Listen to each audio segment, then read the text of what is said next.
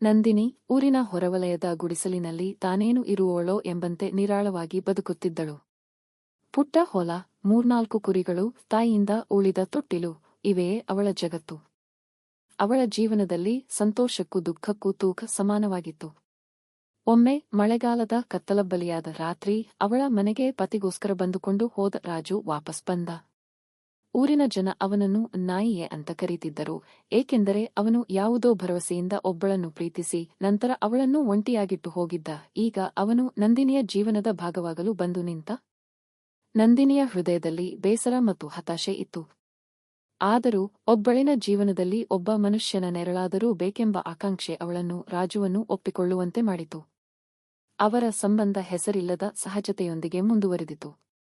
ಗರ್ಭದ ಬೆಳಕು. ಕಾಲ ಕಳೆದಂತೆ ನಂದಿನಿ ಗರ್ಭಿಣಿಯಾಗಿದ್ದಾಳೆಂಬ ಸುದ್ದಿ ಊರಿನವರೆಲ್ಲರಿಗೂ ಗೊತ್ತಾಯಿತು. ಜನರು ನಗುವ ಪದಗಳನ್ನು ಬದಲಿಸಿಕೊಂಡರು. ನಾಯಿ ಮತ್ತೆ ತನ್ನ ಕೆಲಸ ತೋರಿಸಿತು ಎಂಬ ಟೀಕೆ ನಂದಿನಿ ಕೇಳಿ ಹೃದಯ ಮುರಿದಳು. ಆದರೆ ಅವಳ ಮನಸ್ಸಿನಲ್ಲಿ ಒಬ್ಬ ಹೆಣ್ಣು ಮಕ್ಕಳಾಗುತ್ತಿರುವ ಸಂತೋಷ ಉರಿಯುತ್ತಿದ್ದಿತು. ಅವಿಶ್ವಾಸದ ನಿಟ್ಟಿನಲ್ಲಿ ನಂಬಿಕೆಯ ಹೊಳೆ. ಆ ಹೆಣ್ಣುಮಗು ಹುಟ್ಟಿದಾಗ ರಾಜು ನೋಡಲು ಬಂದ. ಆದರೆ ಊರಿನವರ ಬೈಗುಳ ಅವನ ಬಾಯಿಗೆ ಬಂದ ಮಾತು, ನನಗೆ ಇದನ್ನು ಒಪ್ಪಿಕೊಳ್ಳಲು ಸಾಧ್ಯವಿಲ್ಲ. ನಂದಿನಿ ತೀವ್ರ ನೋವಿನಿಂದ ರಾಜುವಿನ ಕಣ್ಣುಗಳಿಗೆ ತಿರುಗಿ ನೋಡಿದಳು. ನೀನು ನಾಯಿ, ಆದರೆ ತಾಯಿ ನೋವು ಏನು ಎಂಬುದು ನೀನೀಗವೂ ಅರಿಯಲಿಲ್ಲ. ರಾಜು ತಲೆ ತಗ್ಗಿಸಿದ.